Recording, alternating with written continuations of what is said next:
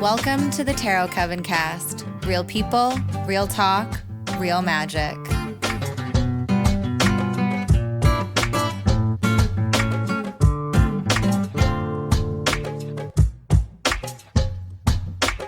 Hello out there, lovely listeners, and welcome to the Tarot Coven cast. I'm your host, Jasmine. I'm Elena. And I'm Jaconovia. And this time on the show, we're talking all about symbols in the tarot. This is such a rich topic, so it's one that we will definitely continue to cover here on the show. But for this episode, each of us has chosen 2 symbols that we're going to highlight and discuss. But first, we've got another amazing listener question to read. And this one comes to us from Luke Cohen over on Instagram. And they ask, what's been the most meaningful part of your spiritual practice? So, no big deal, just a really easy question.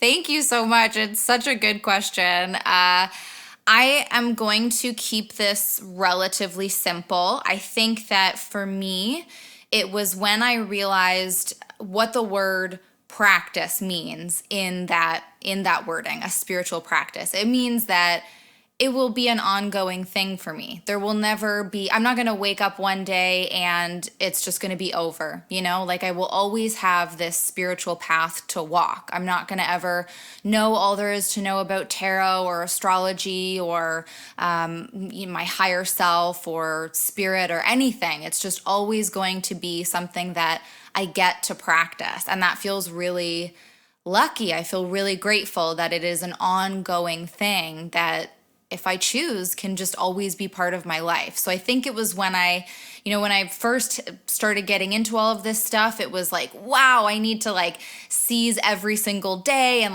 learn as much as I can and just, really go all in for it, which I still do very often. But I realized okay, I can chill out, I can relax. This is an ongoing thing. So what about you, Elena?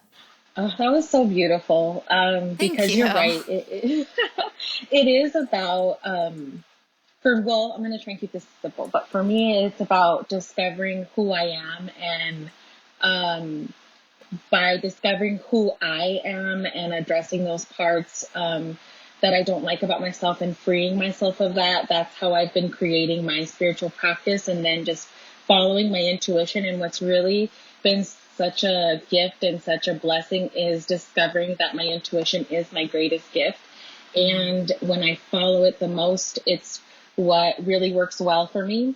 And so that's been the best part of this, is just discovering who I am, living every day, just being grateful to have the spirituality that I have, the tools that I have, and the people that I've met throughout this journey, and just knowing that it's, like you said, it's never going to end, and we're always going to continue to learn and grow. Yeah. Aw, beautiful. How about you, Jaconovia? Those are great answers. I have to say the most meaningful part of my own practice is finding that magic in the mundane. So that's, whether I'm washing dishes or going for a walk, cooking a meal, I'm trying to infuse my spirituality and some magic into those everyday things, because I think once you decide to take on this lifestyle, I suppose, you want more and more and more and more. Just kind of like you guys were just saying, you want to hit it hard. Yeah. But I think some of the hardest thing to do is to just learn that every single bit of life is sacred. The fact that we're alive is a miracle, right? So I think that's my favorite part of just the whole lifestyle of living spiritually and mindfully. Oh, I love that. Great answers. What a great question. Thank you so much for this question. I know you sent it in a while ago, so my apologies that it took us so long to get to it, but thank you for your patience. And listeners, if you have questions, please feel free to send them our way. Although you should know that by the time this episode actually airs, we will be close to our season 1 finale, so we may not get to them until season 2, but we will be active on our Instagram, so if you want to send us a DM with a question, feel free, go ahead. We would love to chat with you.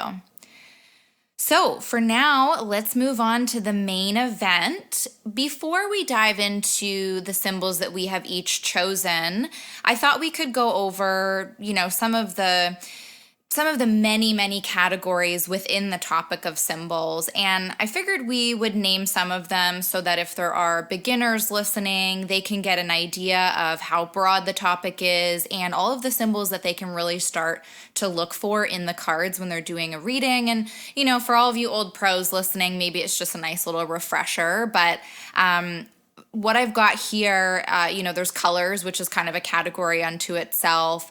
There's planets and celestial bodies. Astrology correspondence is kind of in general. We've got nature, obviously both on land and in water. So like the landscape in general, trees, flowers, but also bodies of water, buildings, doorways, arches, clothing, angels, animals, shapes, numbers, objects like, the scales or the infinity symbol. There's also vehicles, there's towns and cities. I mean, did I miss anything here in the sort of overarching categories within symbols? Can you guys think of anything else? There's the night and day aspect. Okay, yeah. So there's very few of the cards that take place at night, but they're still there, so that might give you some contrast. Yeah, for sure. What about you, Elena? Anything else to add there? This might fall like with nature, but I feel like the weather too will play a part into the emotions. Yes, for sure. I bet you're thinking about the Three of Swords. Of course. And the I'm rain. always thinking of the sword suit. I'm always thinking of the sword suit. The sword suit's my life. I love it. I love it. All right. And then I thought maybe we could talk about just some basics on how to read symbols or how to start thinking about the symbols in tarot cards. And I wanted to break it down in terms of sort of two, I don't know if you'd call them categories, or two ways of looking at symbols, which is there's the collective consciousness around symbols, so these are sort of the commonly held associations that, we just sort of we learn maybe unconsciously just as we sort of go through life. So very basic, I would say maybe just like the sun would mean daytime or maybe even joy or happiness or bright. Whereas if you see the moon, you would think of nighttime and maybe a feeling, maybe scared feelings, maybe confusion, that kind of stuff. But just very, very basic there. And then there are, to contrast that, the more personal associations that are really formed through our experiences. And we may look at a symbol and see something that honestly nobody else sees because it's so, so personal to us. So just to take the sun and moon example, for me, as much as I love the sun, I love a sunny day, it can also feel really glaring. You might feel like you're sort of out in the open when the sun is shining, like there's nowhere to, not necessarily hide, but nowhere to sort of go and feel safe. Whereas the moon to me is more of that safety symbol, that that guiding, illuminating presence. Can you guys think of other sort of symbols that we can contrast in that way between a more collective, conscious, commonly held sort of idea versus that personal association? Yeah, I was thinking too, when we see a wall or like a stone castle or something really solid, it almost kind of reminds me of there might be like a block in your life or something preventing you from moving forward. Or maybe just something, the way you're thinking, maybe it's about your train of thought. Or like when we see, like a body of water, and depending if it's still or if it looks like it's rigid, like that might just mean, depending on how, you take your action, this is what could be the cause of, of that action. Gotcha. Yeah. Well, and going back to the walls idea, to somebody that might feel like safety, whereas to another person, it might feel very restricting. Yes. What about you, Jekanovia? Anything to contrast between the sort of collective and personal ideas about symbols? Yeah. I mean, for instance, the Queen of Wands comes to mind. She's got the black cat sitting there, right? Okay, yeah. And, for a lot of people, that black cat might be bad luck. It might be, suspicion. It might be a lot of different things. For me personally, it reminds me of my familiar, my little sweet black cat. Right. And so to me, it's a very loving, kind, comforting energy. So that just gives you a really big contrast of how one person may see it as a collective meaning, but then it means something completely different to me. Yeah. And I'm sure that we're going to see some of that shine through as we dive into the symbols that we've chosen to discuss further. But I just wanted to touch on a few more points in terms of reading symbols, when you're even just in one card or if you're doing a big reading, whatever it might be. But I would say that just for beginners out there, when you're starting to dive into really looking at the symbols, start with how they feel intuitively. Like, don't worry about what the book says. And this is, again, taking in your own personal associations with what the symbols would mean. Start there, right? I mean, I feel like we always say start with what your intuition says, probably end with what your intuition says too, right? And then I'd say research when it feels necessary. So maybe there are certain symbols that keep showing up for you in a reading. I mean, even if it's just that you keep getting certain suits, right? Because those are symbols in themselves. But maybe that would be the gentle nudge to sort of look further into that symbol that keeps showing up. And then it might be fun to sort of look at how the same symbol shows up in different cards and how it sort of shifts in energy or doesn't shift in energy or meaning, or what it brings.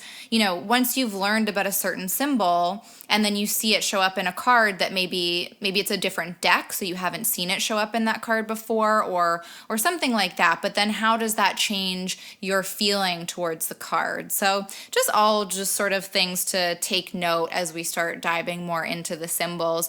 Do you guys have anything to add to that? No, just really great sound advice. Just following your instinct. And if you are hitting that brick wall where it's like, this just does not make sense, what I do, it's kind of a cross with bibliomancy. Oh, good Lord, bibliomancy.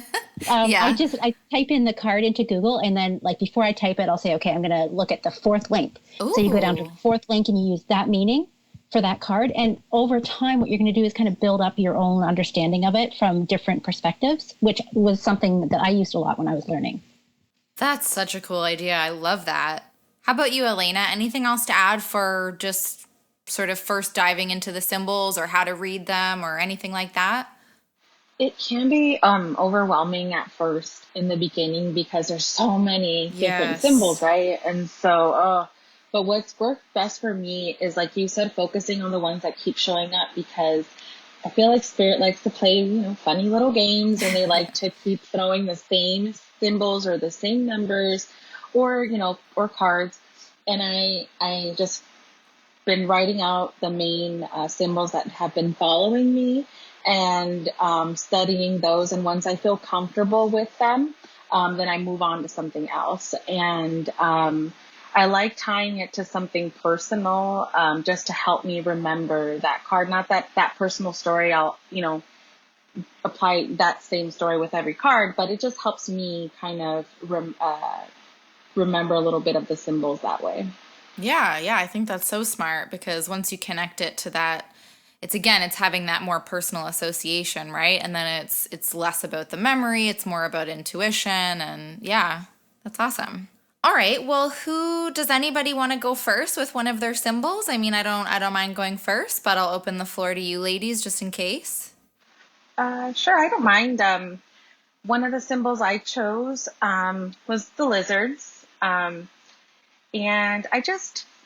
they've always been just so cute to me when I've seen them in the deck, and they've always followed me. And I recently, I've decided to choose them because they've been following me lately. Okay. Um, yeah, and and they're all about, rebirth and passion and change and just being adaptable. They're little guys, and they're quick to just adapt to their surroundings. And so I feel like it's perfect to what, the cards have been saying this week for me. And it's just that remembrance that we're going through this big change, right? No matter where you're going through, whether it's, what the big global thing or any little personal changes in your life, but it's just focusing on the passion that you have for your goals and just being comfortable with change, knowing that it's uncomfortable, but we just have to adapt to it. It's a rebirth process, and that the end goal is it's for great success. It's for our growth, our personal growth. And they're tiny, but they're, I feel like they're just little badasses. They're in the Suit of Wands and the King of Wands, and I believe in the Page of Wands as well. And I believe in the Queen of Wands is Robe. And so I just feel like they're there for a reason. They're a signal of success if you keep following like your passion and just weaving through the changes and being adaptable through it. Nice. What cards were they coming up for you in? Was it those ones that you mentioned or other ones too? Yes, mainly the Queen of Wands in her cape. Yeah. And then in the is it the Two of Pentacles? I can't remember where else, but, and I feel like they're all over her robe. So it's a big symbol to me as, just any small little moves that you can make is going to get you to the bigger picture, your bigger goal. Just, focusing on the little moves and, to get yourself through that end goal.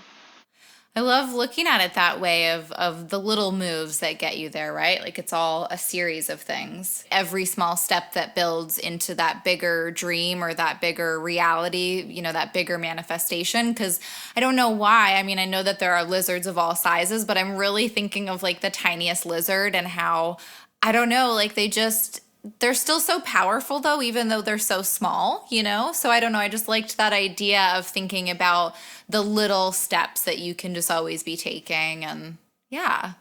Mm-hmm. Love those little guys. Yeah, they are cute. They're adorable. Lizards, I always picture them in my mind, like sitting in the sun on a rock, just chilling and so calm and cool. Yes. I just love them so much. I know I used to be a little frightened of them. But you know me, I'm like scared of every animal and every bug.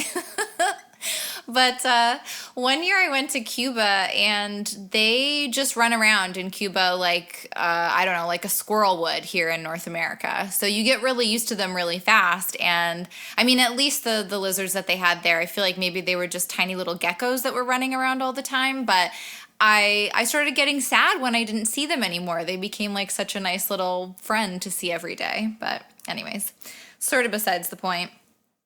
I will dive into my first symbol. So I was going to talk about sort of roses and flowers in general, but then I noticed as I was going through cards to look for what had a rose or a flower that this white rose shows up in both the Fool and in the Death card, and I thought that was a really interesting sort of contrast. And I don't think it's the only two cards that there's a white flower or a white rose, but those two in particular seem to be, I don't know, just the idea of the Fool and Death, like the contrast there seemed like a lot of fun. So I thought I would dive into specifically that symbol on those two cards, but sort of in general, roses are like this beauty that's ready to unfold, and the white rose sort of symbolizes new beginnings and hope.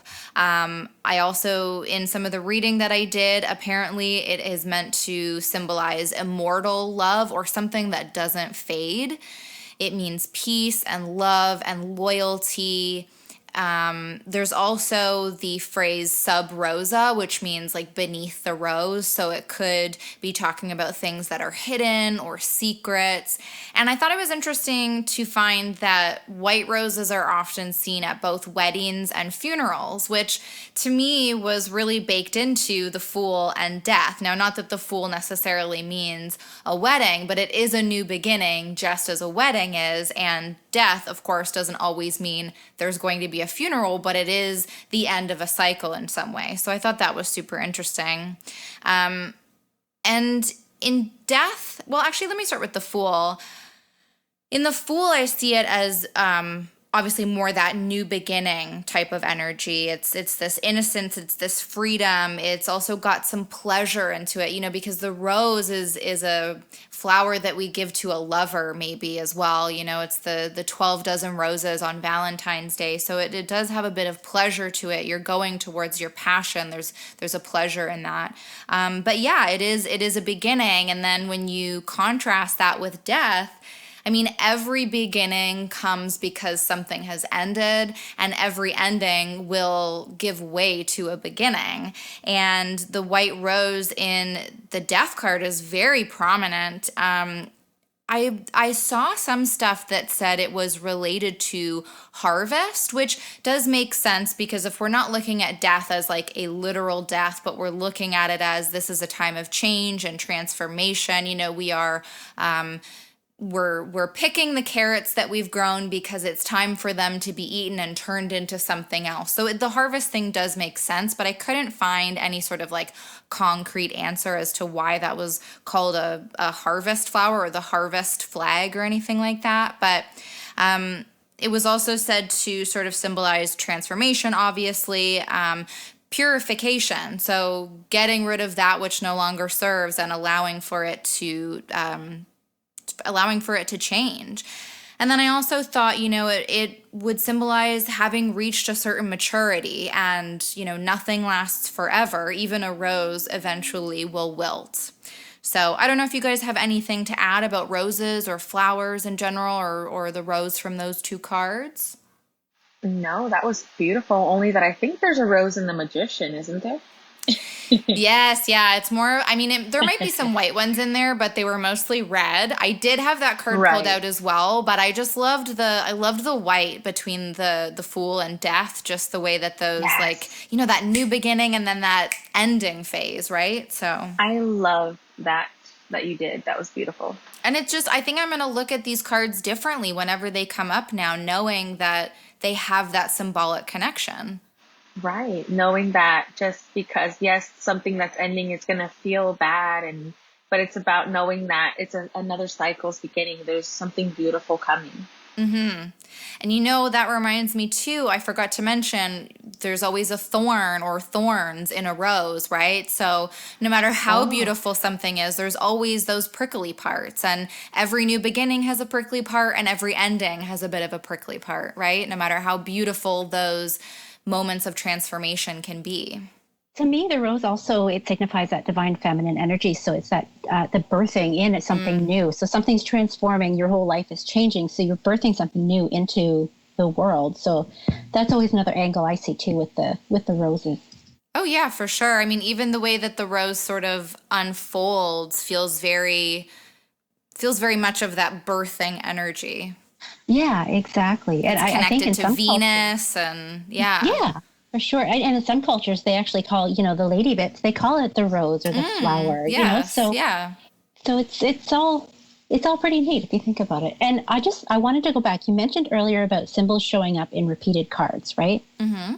And in the death card, because you were talking about it, I was looking at it while you were talking. And I don't know if you've noticed the two towers in the background where the sun is rising, they're the same towers that are in the moon card. Yes. So this is kind of talking about those rabbit holes that you can go down with the symbology in the cards and how they connect. So your flower can actually go through to other cards that maybe don't depict it, but they're still connected in some way. I love that. And what's so funny is that the other symbol that I chose for this episode is the moon. So I wonder now if I was like looking at this card and then I was like, yeah, and I'll go with the moon. There you go.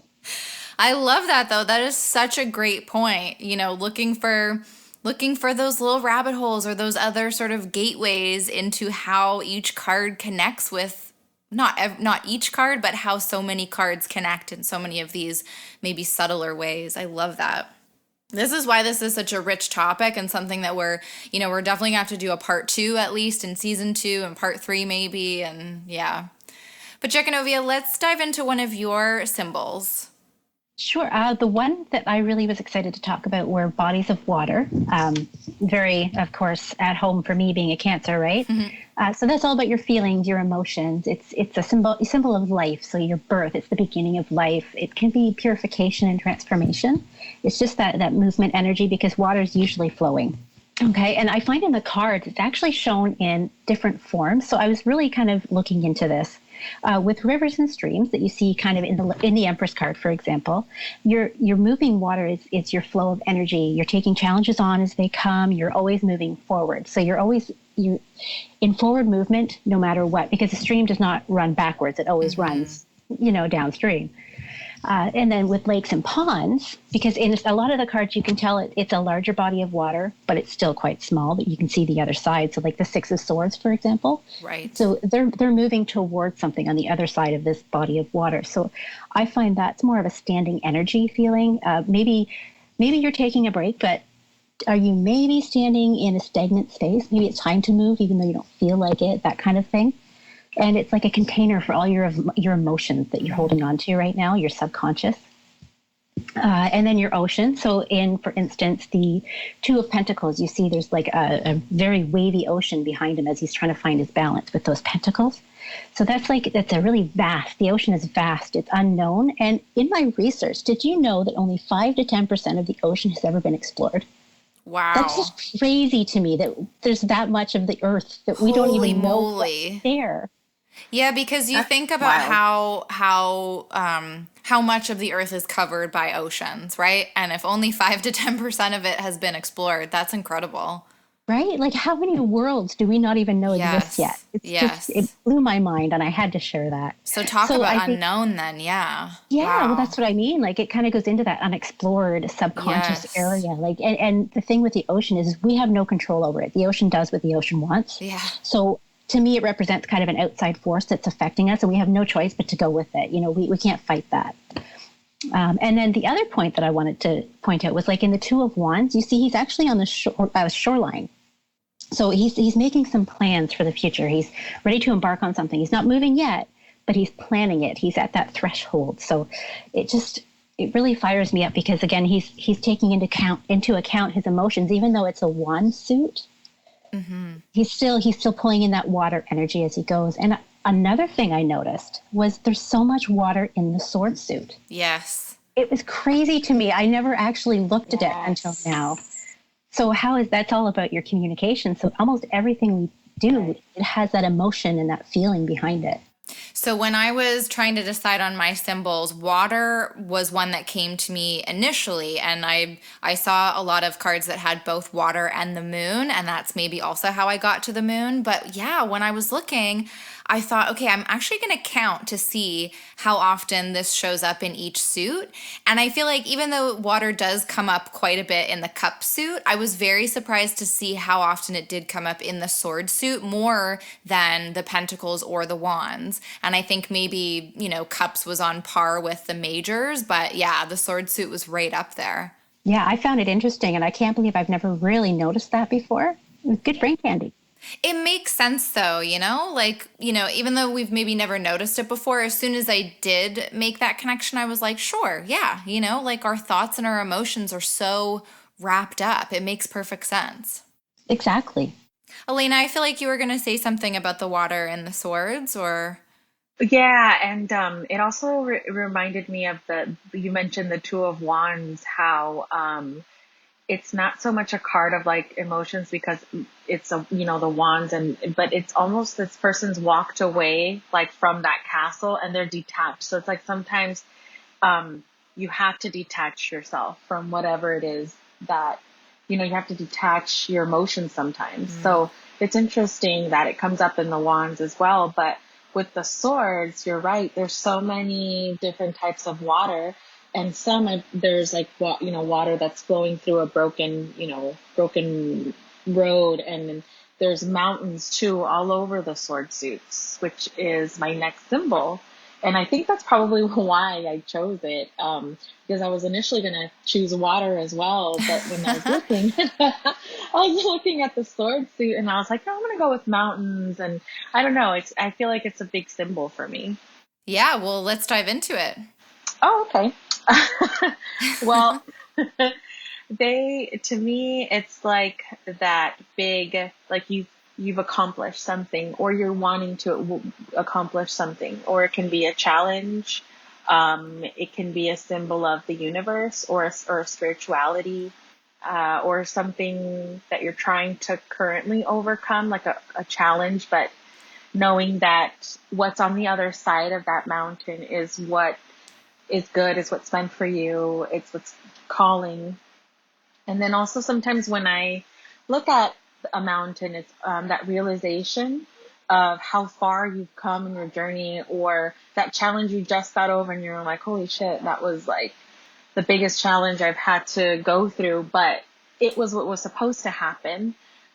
And then when I see the mountains, like in the Hermit card, I always think of him retreating back to the mountains because that's where he's going to find answers. He's soul searching, that spirituality. And I think that's why I went with the mountains, because that's what I'm kind of currently doing, is just discovering more about myself and just continuing to do the soul searching.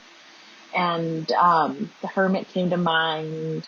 I believe there's a the emperor sitting on top of the mountains, and just knowing that success is there, knowing that it's a nice symbol of being solid. Yeah. Anything else to add on? Did I miss anything? No, I loved that. I just was thinking how interesting it is, the difference in, I mean, how different a mountain can seem depending on the card, and maybe even depending on your emotions when you're reading. But the idea that in one card you could look at the mountain and it could seem like, oh wow, there's a tough road ahead, there's a huge obstacle. I mean, it's the right path, it's the right thing, but just knowing that it's going to be such a big undertaking. And then yet in another card it's like, hey, look what you did accomplish already, like you were saying, the thing you can look back and say, look at all that I've already been through and look what I was able to accomplish. So I don't know, that's what I was thinking as you were speaking, just the dichotomy there, like the duality of how different the mountain can look from, one angle or another. But right. And then also depends on the deck that you're using. And like some mountains will have snow on top, and it kind of reminds you of like frozen feelings or frozen thoughts or yeah. So it's really cool when you're using a deck that is a little bit different than the Rider-Waite, because some of it will have just additional imagery. But the way the mountains, like you said, the color of the mountains, the structure, like it could mean different things in your emotions or different things in your path. yeah, well, I love that you brought up the like a snow-covered mountain and the sort of colder feeling type thing, because I'm looking right now at the Eight of Cups because it's going to come up for one of my symbols, and there are mountains in this one. I mean, I can't tell if it's just perspective or if they are smaller mountains, but it does look like they're more covered with like a moss or more of a greenish earth type thing. So to me, that means more. It's more fertile, like there's more ripe and ready, as opposed to that snow-covered mountain idea. So even that, it's just there's such a broad, even like mountains could maybe be a whole episode, basically. Right. I love how you brought up how the hermit kind of retreats into the mountains. That actually made me think, I mean, how many times do we see these, meditation retreats into the mountains? And, if somebody wants to go find their spiritual awakening, they go to the mountains. So there's so many different ways you can look at it. I don't know why I've never seen them like that. So thank you for kind of snowballing that for me. You're welcome. I forget the exact way you put it, but you did say something about like it's part of that spiritual path or part of looking for yourself. Maybe it was just the way you were talking about it with the hermit. But even I feel like when people climb mountains, like, yes, they're trying to achieve something, they're pushing themselves physically, but it also feels like quite an experience emotionally and spiritually to climb a mountain, right? Right. It's that, like, I really do it? Do I really want to do this? Of course you can. Yeah. All right, well, I'll move into my next symbol, which is the moon. So in general, the moon deals with our emotions, our emotional health and awareness, our emotional needs and style. And when Jekanovia was talking about oceans and how vast they are and the unknown, often the moon reminds me of these ideas of like vastness and sort of oceanic inscape, and it feels also unknown. We talk about the void and the collective subconscious when we discuss the moon. There's a fluidity and emotion.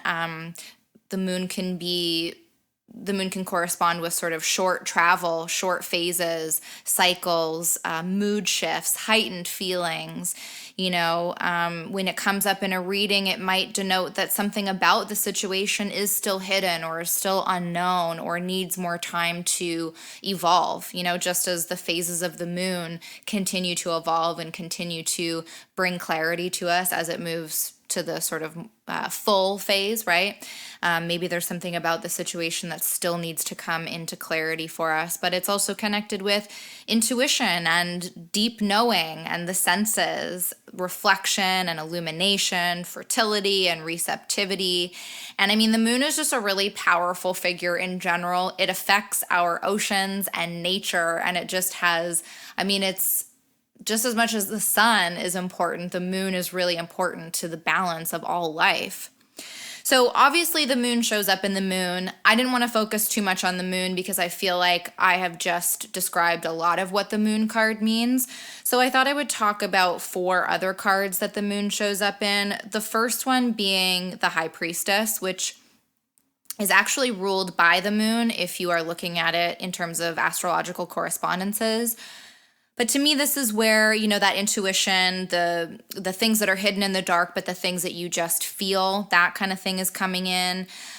Within the High Priestess, although the waxing crescent moon sits at one of her sides, the image really is, at least in the Smith Waite, which is the deck that I'm using tonight, the image sort of is this mirror image where the things are the same on either side. Of course, she does have the scroll on the one side as well, but there's the pillars. She's right in the center of everything. And so it just kind of, to me, brings up this idea of reflection. I mentioned the waxing moon there, and it is a waxing crescent, so it means that things are still coming into focus. Things are still building in clarity. And I love that she also has the 3 phases of the moon on her sort of headdress there. And it's like her thoughts are illuminated by the moon, and her path is also guided by its light with that moon sitting at her feet as well. So she is completely just guided by this force.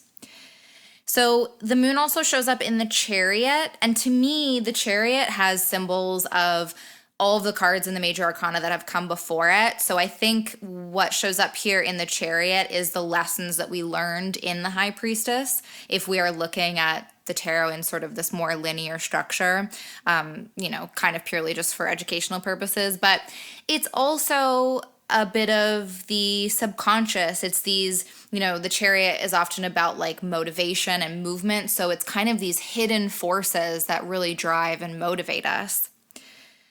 And then my personal favorite depiction of the moon comes up in the 8 of Cups, and this is where I feel the moon really triggers the change and cycles aspect of things, and it's really this intuitive call towards transition, because for me, the 8 of Cups is really like you're moving on and you might not fully understand why, but you know in your gut, and I think that is represented by the moon that's there. And in fact, I think it's actually an eclipse. I think it's a solar eclipse, at least again in the Smith Waite. So this sudden urge to make a change or to move on or to go in search of something, it could be sudden, it could be unexpected, it could be something that just all of a sudden comes to you, and it might not make a lot of sense in this moment, but it's going to come into more clarity, come into more focus later. But this eclipse is like a total portal of transformation, and your sense of purpose is really shifting. This awakening is happening. And as soon as I started looking at that moon as an eclipse, that card really clicked for me.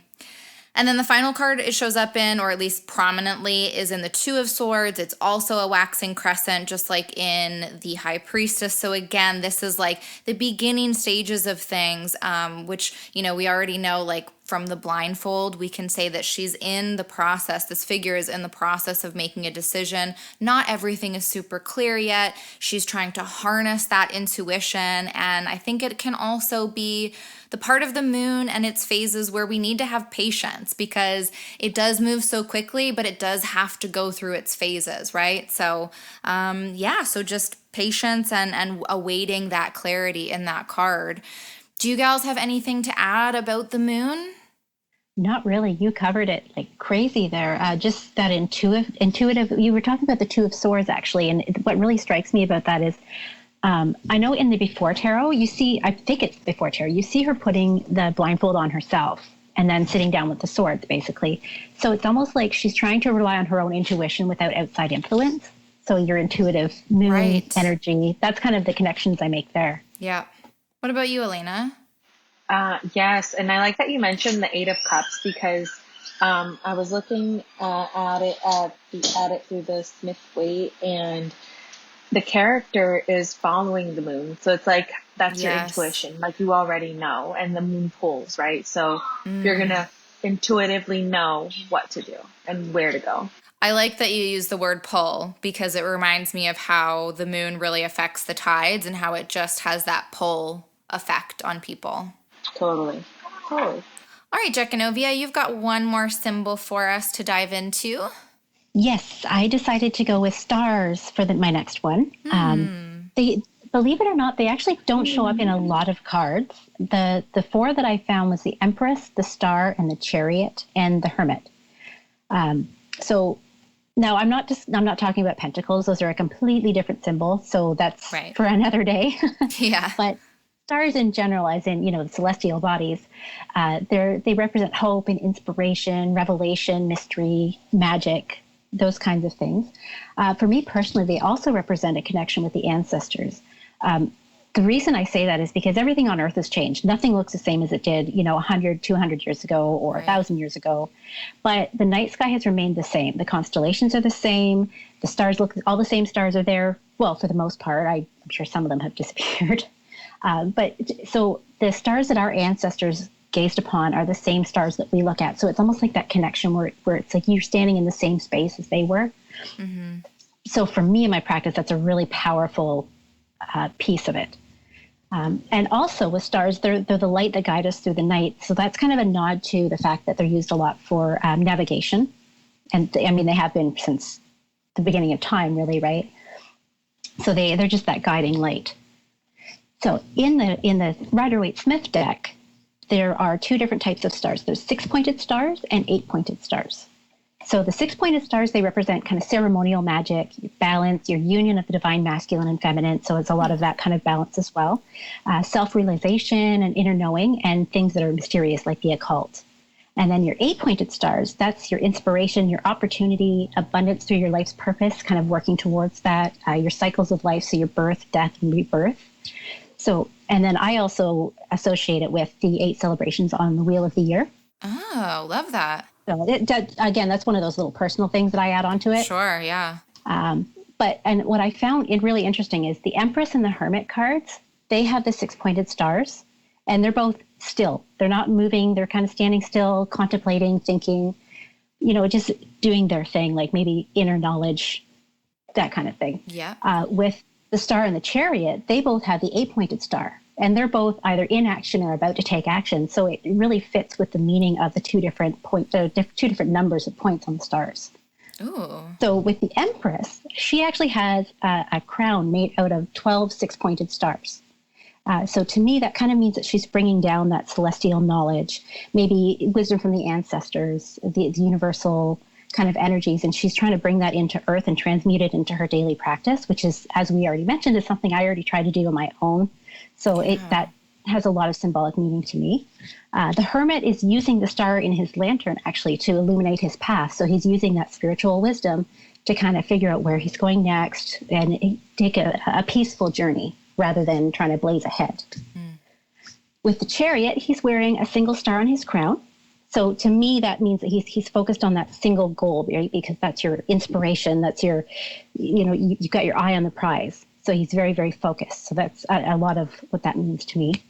And the card, the Star, Now, this is actually interesting because she's also very much in the water as well. So that's why I saved it for the end, because it blends both the energies together. So it's a lot of like the hope and the faith. She's pouring water into from her cup into a pool of water. So it's like she's filling up her own energy and with her own inspiration, her own wisdom and feeling. But she's also finding a balance with what she's sharing with the world, because she has a second cup that she's pouring onto the ground beside her. And another way I look at it is that maybe she's choosing what she's putting in her pool rather than trying to share it. Maybe she's just being very discerning about the energy she wants to put in her own, energy stockpile. Yeah. So yeah, that's kind of what I had for that card. And I also wanted to point out the lack of stars in those heavy cards, like the Death card, the Tower card, Devil. Your 9 of Swords, your 10 of Swords are really dark and scary. So those are periods that maybe you're not feeling very hopeful, you're not feeling very inspired. So I thought it was just interesting maybe to notice the lack of certain symbols in cards. Yeah, definitely. I guess I had never even considered that, because I think when you pull a card, you're so focused on what is there, right? But then, yeah, the more you get comfortable and better versed with all of the symbols, noticing where they aren't is going to be, I think, very interesting and probably very illuminating, right? So, yeah, it's like paying attention to that empty space. It's like reading between the lines. Yeah, absolutely. It's it's the same kind of idea, like, the more you get into readings and the more you can notice what suits maybe often show up for you, or even just in a one-off reading, like, oh, there's a lot of cups, but nothing else. Stuff like that. Like what's missing, or not missing, but where's that lack maybe? Yeah. Great point. Anything to add about stars, Alina? No, it was beautiful. It was just covered well. And I like that I never noticed the difference between the number of points in the stars. So I thank you for bringing that up, because now I'm going to really pay attention to that. And I really love that we're talking about symbols, and that you mentioned how some cards may be, it would be fun to have that additional symbol. Now it'd be fun to, when those cards pop up, like what symbol could be there. Yeah, I agree. And I had never noticed, well, I had noticed that there were different stars, but I didn't know that there was a different symbolism behind them, I guess. So yeah, I'm really glad that you brought that to our attention. And especially the cards that they do show up in. I love the way that you connected them and their energy, and how they make perfect sense to be that same amount of points for the stars, right? That's really cool. Numerology is brain candy, so I always like to see those connections. And it's interesting to think about when these cards, because of course I was using the Rider-Waite-Smith deck, so when they were created, it was so long ago, and it's like, wow, they really, really knew their shit. They knew what they were talking about, and even now we're still uncovering the symbology. Mm-hmm. Yeah.